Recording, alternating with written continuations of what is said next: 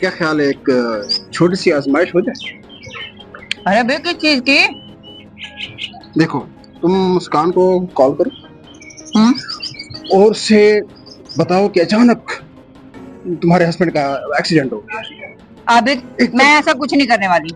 अरे, 1 मिनट, सिर्फ 1 मिनट की एक्टिंग करनी तुमने बस।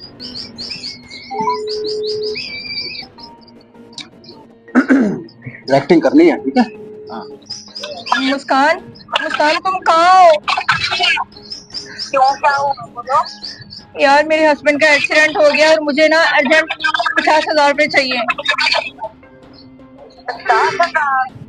नहीं यार, 50,000 तो नहीं है मेरे पास। यार कहीं से भी करो, मुझे प्लीज 50,000 रुपए दो। अगर तुमने मुझे 50,000 ना दिए ना तो मेरे हस्बैंड की जान चली जाएगी। यार मेरी बात सुनो, मेरे पास कोई 50,000 रुपए नहीं है, ठीक है। और जो है ना, हाँ 2-4 हजार रुपए की बात होती है तो चलो मैं दे देती हूँ। और वैसे भी मैंने अपनी कल वो प्रॉपर्टी ली है तो उसमें मैंने सारा अपना ना पैसा इन्वेस्ट कर दिया है। कॉल कट कर दी उसने। कट कर दी ना। यही बात मैं समझाना चाह रहा था तुम्हें।